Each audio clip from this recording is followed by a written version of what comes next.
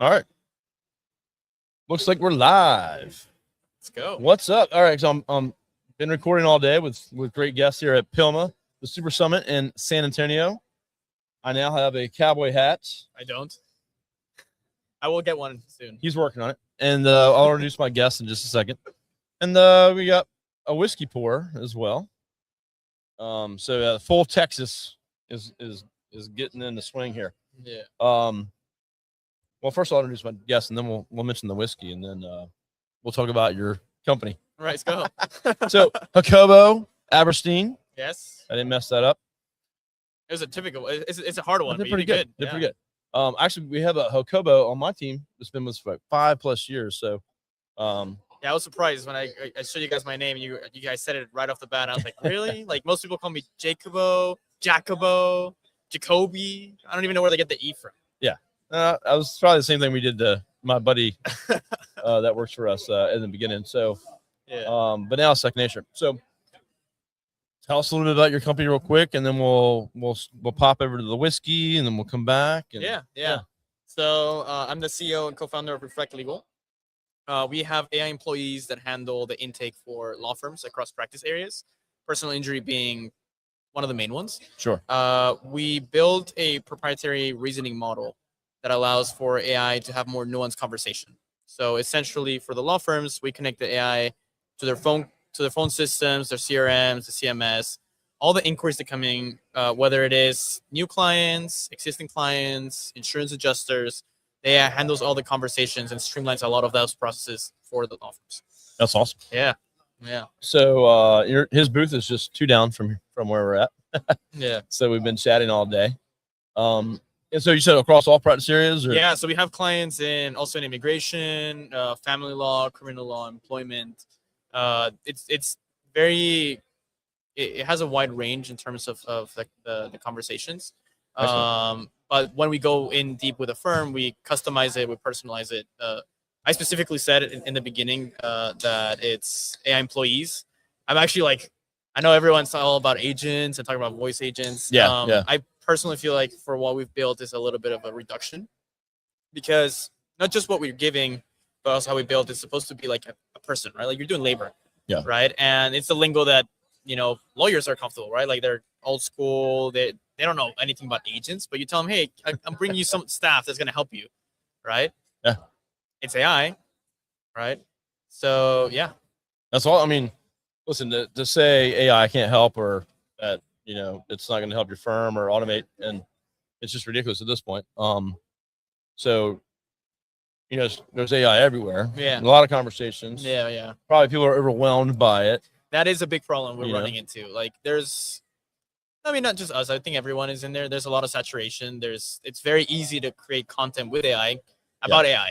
Yeah. Right. So everyone's like, hey, look what I did. It's like, yeah, you had Claude build it for you or something real quick. And there's not more depth to it. Yeah. I personally love it. Yeah. Because I think the real builders, the real things out there shine, will shine and people will notice. Yeah. I mean, you're still inputting it. You're asking it what to do and producing the results. So it's not replacing you. Right. It's you leveraging it, and the waste, a lot of your time is not soaked up having to manually do all this stuff. Right. There's definitely a lot of advantages to it. Great for strategy, ideas. I mean, there's so many uses for it. But yes, there are a lot of companies out there that they're popping up everywhere. But you guys have put a lot of energy, time, thought into your product. Yeah. So for those listening, just so that they can find you too, what's the best way to find out about you guys' website? Yeah, so our website is reflectlegal.ai, reflect with a K. Here we go. We want it to be a little punchy, a little bit different. It's actually funny because like now when I type, anything about our name or anything that uses the word reflect, I type it with a K. Throw a K in there. So I'm like, yeah, I'll just leave it. People I don't care if they know it's a little Easter egg. Yeah, it's a little Easter egg. But yeah, they can reach that through there or LinkedIn, through my name. It should be okay. Actually, yeah, your name's down here on the screen. Yeah. Going to connect with them. Well, we'll come back to that in a second. We got some whiskey here. Christopher, a good friend of mine, was down in South Florida. We met a couple times. He has a company just like mine, so they are a competitor technically. But Razor Rank, and they're doing some whiskey tastings at their booth, which is super cool. Yeah. I was forced into it. So was Jacobo. I did suggest like, hey, what if we did the actual podcast with some whiskey? Oh, that's right. If my buddy Bob Simon's listening, he's got the Bourbon of Proof, where they drink whiskey and have a legal. That's It's how you know a it's real, legal though. You know, podcast, it makes sure that what we're saying is the real stuff, not no. I mean, there's all kinds of things that could come to surface. But this one here that we're having is Sir Davis. Sir Davis, yeah. It's actually what Beyonce's. Beyonce is, I guess, an investor partner. Beyonce and Hennessy. And Hennessy. Yeah. And it's, I believe it was with Beyonce. It's like something to do with her family. Her great heritage. grandfather was like moonshiner. Or something like that. Yeah. So it's got a pretty cool story, but it's also really freaking good. Yeah, it's super smooth. I really like it. I've seen it in the store, and I'm like, I don't know what that is, so I just skip it. Sir Davis, all together. Check it out. Yeah. Really good. Let's see what we got. All right.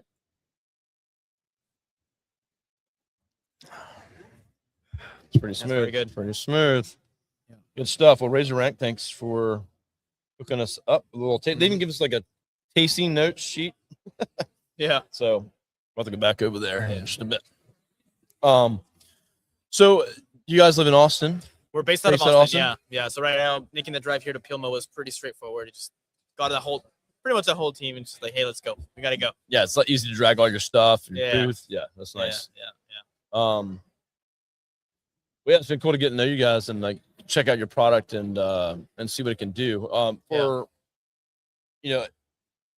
I guess it kind of bolts on to whatever system a firm has. So going back to our vision of, we think the future is AI employees, right? It's just, I wish I had a cooler name for it, right? Because AI employees feels like too simple, but it is what it is, right? Like we're doing employees with AI.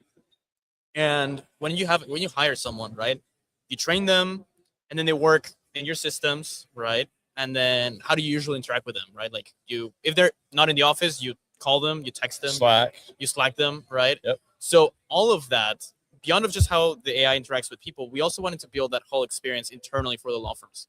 So the lawyers can go and tell the AI, hey, if you detect my wife's phone number calling the firm, she wants to talk to me, tell her I'm in a meeting, right? And the AI's like, hey, Jacob's in a meeting. You know what? Like he can't get your phone call or anything, right? But the way the lawyer did it was texting the AI or calling it the same way you would with an employee, right? Like, I just texted Megan, who's here with me. Yep. And I was going to get this cowboy hat that I had ordered downstairs, and so I was like, I'll be back there in just a few minutes, like, to tell him because I was going to be late. So we have lawyers doing that. It's really interesting because they really do like talking to the AI. They're like, hey, can I talk to the AI to tell it more about my firm? It's like, yeah, that's how it's supposed to be, right? Like, ignore that it's AI for a second, right? Like, how would you do the interaction with a person? Yeah. You call them, you're like, hey, if someone calls, I want you to say this, I want you to say that, and you tell them. Yeah. So that is the experience, and all of this is reflected inside their case management system or the CRM. So they don't have to jump to a dashboard. Like if you hire Jacob doesn't come with a dashboard, right? Yeah. Where you could then go be like, hey, tweak this or tweak that. Like you call me or you text me. And then my work is reflected, in your CRM, in your case management system. And that's the experience we're trying to build. There's the external experience with the clients, but internally, how a legacy industry, which let's be real, like lawyers, we're not technologically at the forefront for a quick time. Now legal tech is growing, but now we're like trying to bring a little bit of how they can interact with the future. What they're used to. Through the past, right? Like, I think that's awesome. I love that. And that was the whole concept of our booth. We put like an old school dial phone. Yeah. Right. And the idea is you were talking to the future through the past, right? Like something you're comfortable with.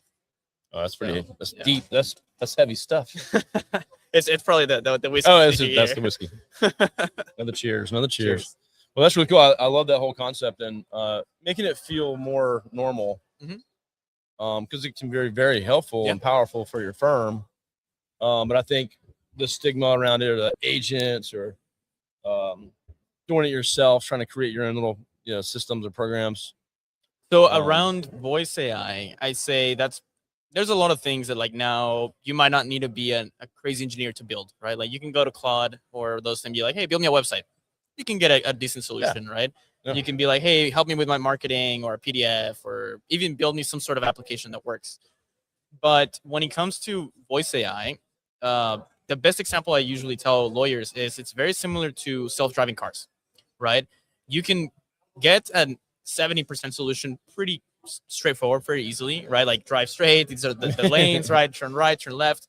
But then put it in a city, right? You have cars, you have buses, you have bikes, you have pedestrians. They're having issues. You're here in Austin, you have 6th Street, right? Like you have drunks and party people, and UT won a game, or the Spurs are doing. Like, how do you account for n number of scenarios there? And that's where, at least to today, you still need to have very thoughtful engineering and very thoughtful design on how to do it from the point of view of, because people that are going to be working on your products or talking to your clients, right? Like you can't just half-ass that. Yeah, exactly. I mean, it's representing your firm, right? So it needs to be thoughtful.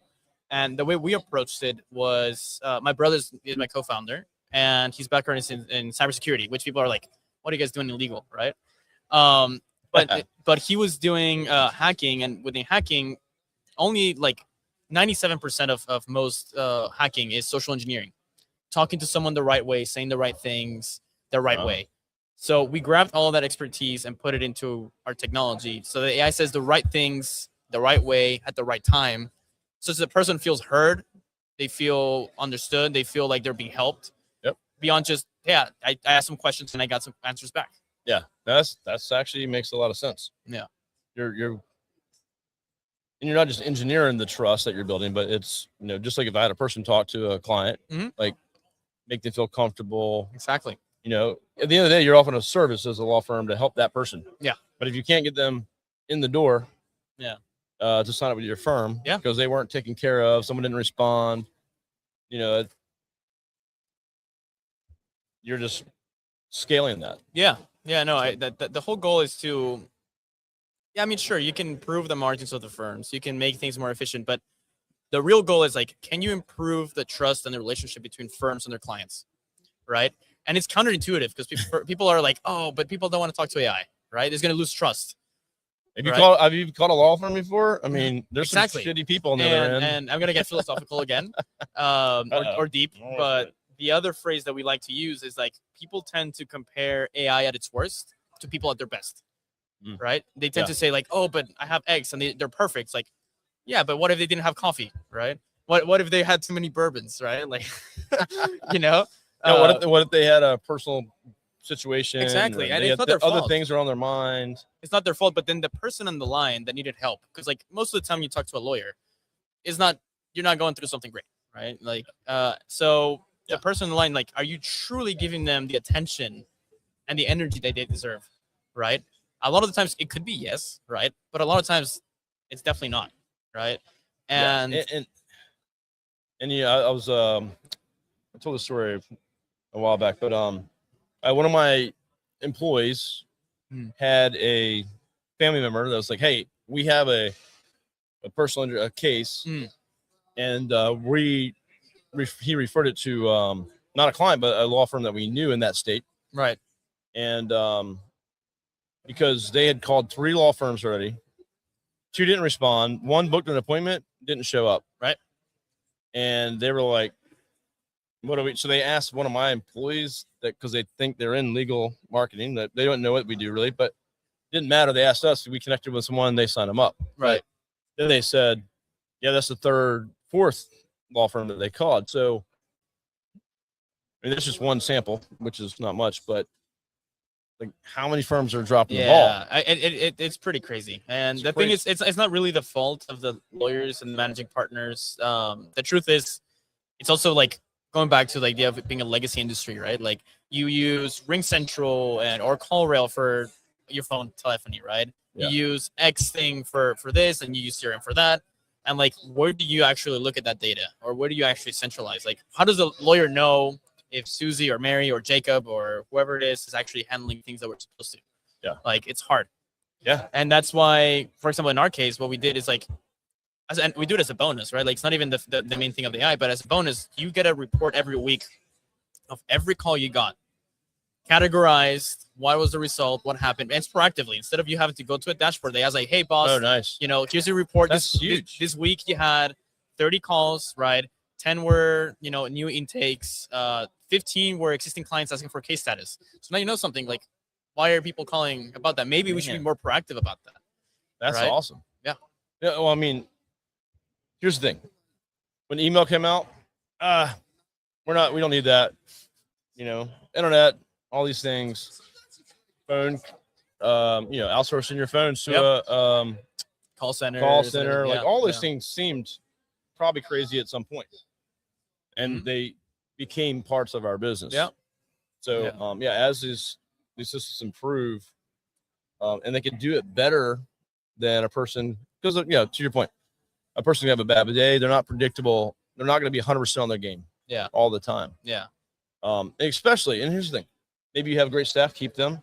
Yeah. You layer something like this in. Exactly. It's not maybe replacing completely. So that's the other thing. supplementing. Exactly. I think that's the other thing that, people like to go to extremes, right? In everything. So they think it's 0 or 100, right? Yeah. Having AI help your firm doesn't mean you kick your people out. It means like, hey, where are the areas where we might be weak right now? Where are the areas where we might be dropping the ball?